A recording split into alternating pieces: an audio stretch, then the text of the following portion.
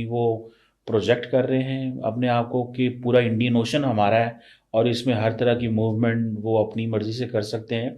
और क्या पाकिस्तान ने कभी इस हवाले से सोचा? स्ट्रेट ऑफ हॉर्मुज से बाहर निकला भारतीय जहाज शिवालिक। भारतीय नौसेना शिवालिक को दे रही है सुरक्षा। The Indian Navy has deployed warships to protect merchant ships heading to India. और ये इंडियन नेवी के जहाज हमें प्रोटेक्ट कर रहे हैं। हम तो चाइना से ले लेते हैं, टर्की से लेते हैं, इंडियंस कहाँ से लेते हैं अपनी नेवी के जहाज? क्या वो इंडिजिनस डेवलप कर रहे हैं? Indian naval warships have been deployed near the Persian Gulf and they remain on standby to assist merchant vessels coming towards India. क्योंकि इस्लामाबाद और कोयटा के अंदर जो ड्रोन्स उड़ाए गए हैं, ये कहाँ से उड़े हैं, किसने उड़ाए हैं, कौन इसकी मावनत कर रहा है? बलोच शर्मचारों ने 24 घंटों में 4 बड़े हमले किए हैं, जिसमें 26 से ज्यादा पाकिस्तानी फौजी की हलाकतों की इतला है। तो वो कहते हैं कि अब हमारे निशाने के ऊपर GHQ होगा, क्योंकि GHQ के ऊपर भी ड्रोन अटैक किए जा सकते हैं। फिर अब लेजिटिमेट टारगेट है पाकिस्तान का जनरल हेडक्वार्टर्स, न सिर्फ जनरल हेडक्वार्टर्स बल्कि रावलपिंडी में ही आर्मी हाउस। बयान अफगान डिफेंस मिनिस्टर की तरफ से सामने आया कि अगर काबुल को हिट किया जाता है तो इस्लामाबाद को हिट किया जाएगा।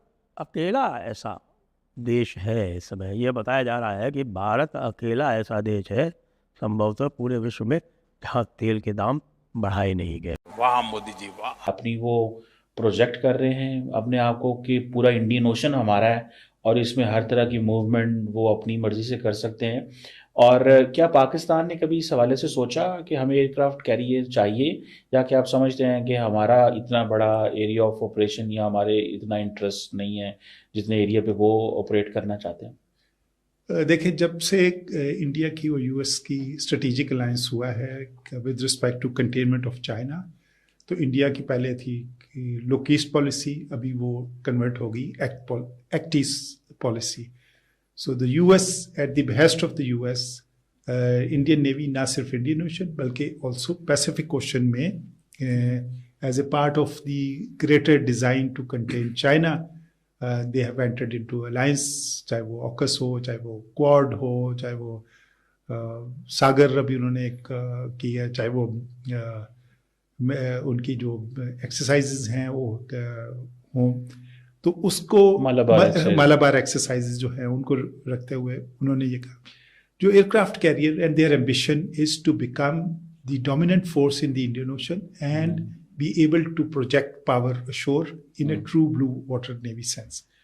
तो उन्होंने जहाँ तक न्यूक्लियराइजेशन ऑफ इंडियन ओशन है वो तो उन्होंने अचीव कर लिया थ्रू देयर SSBNs, और फिर आइंदा SSN में भी 10 years टाइम में वो आ जाएंगी।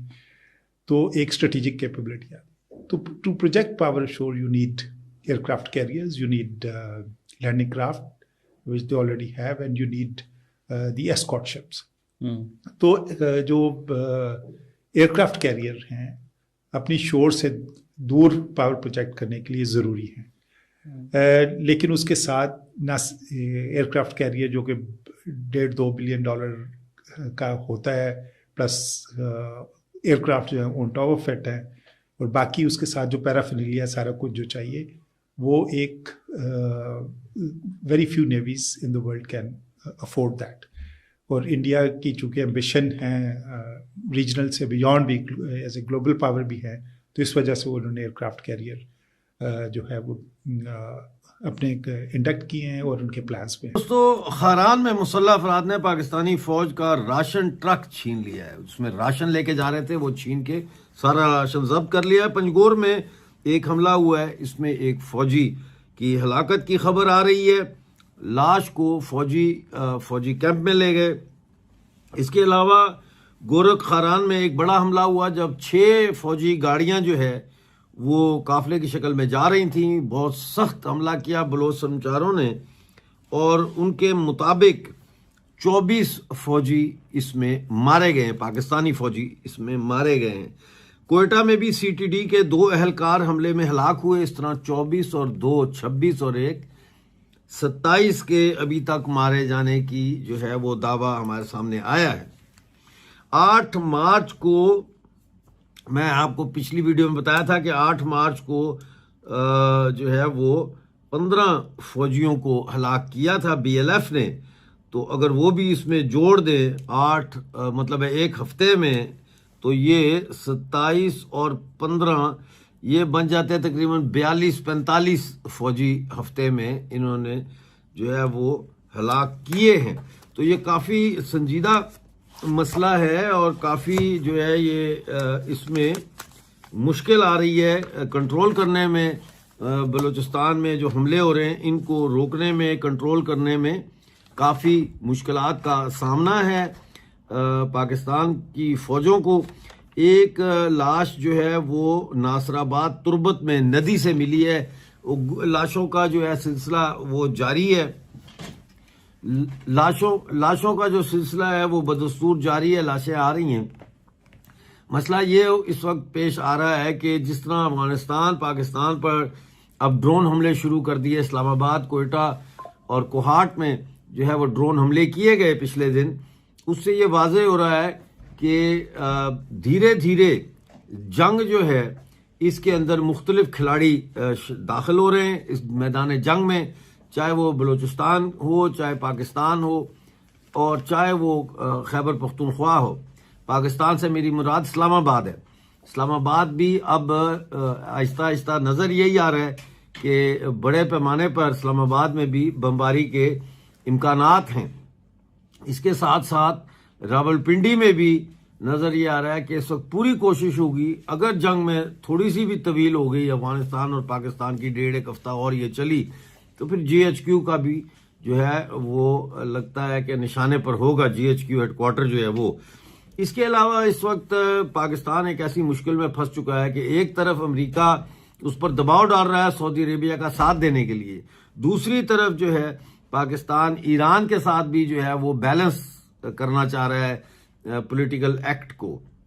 ऐसा मुमकिन नहीं है, बिलाखिर पाकिस्तान को सऊदी अरेबिया की मदद के लिए आना ही पड़ेगा। तो दोस्तों ये रही आज की वीडियो। दोस्तों स्ट्रेट ऑफ हॉर्मोज में भारत के कई सारे कच्चे तेल से लदे जहाज फंसे हुए थे। उसके बाद दोस्तों हमारी गवर्नमेंट ने ईरान से बात की और भारत और ईरान के बीच में कूटनीतिक जो संबंध थे वो काम आए और ईरान से हरी झंडी मिलते ही भारत के जहाज स्ट्रेट ऑफ हॉर्मोज से उनकी आवाजाही फिर से चालू हो गई। दोस्तों समुद्र के रास्ते जो कारोबार होता है उन पर निगरानी रखने वाली संस्थाओं के मुताबिक भारत से जुड़े जहाज पूरी तरीके से सुरक्षित हैं, क्योंकि दोस्तों इन जहाजों को हमारी भारतीय नौसेना स्क्वाड कर रही है। इसकी वजह से दोस्तों ये जहाज अपने गंतव्य की ओर तेजी से बढ़ते जा रहे हैं। सैटेलाइट इमेजों के अनुसार जिस तरीके से भारत के झंडे लगे जहाज बिना किसी परेशानी के साथ ही साथ भारतीय नेवी के सुरक्षा के बीच भारत की ओर बढ़ रहे हैं। मीडिया रिपोर्ट के माने दोस्तों तो भारतीय नौसेना के 3 वॉरशिप जो है वो ओमान की खाड़ी में पहुंच गए हैं और जितने भी स्ट्रेट ऑफ हॉर्मज से भारत के कच्चे तेल लदे हुए, LPG गैस लदे हुए जहाज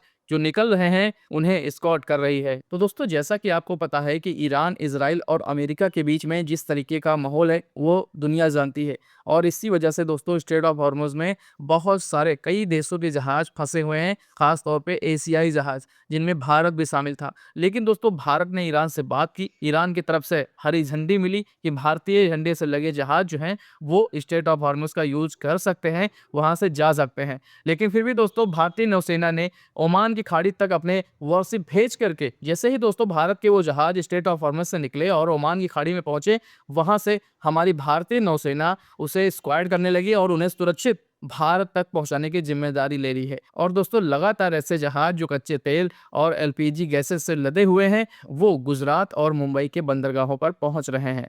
तो चलिए दोस्तों आज की वीडियो को ज़्यादा लंबा ना करते हुए वीडियो करते यहीं पर ख़त्म और मिलते हैं दोस्तों ऐसे एक और नए रिएक्शन वीडियो में। बाकी आज की आपको वीडियो कैसी लगी आप लोग अपनी राय हमारे साथ कमेंट बॉक्स में जरूर साझा करें। जाते जाते दोस्तों वीडियो को लाइक करें, साथ ही साथ अपना ढेर सारा ख्याल रखें। नमस्कार।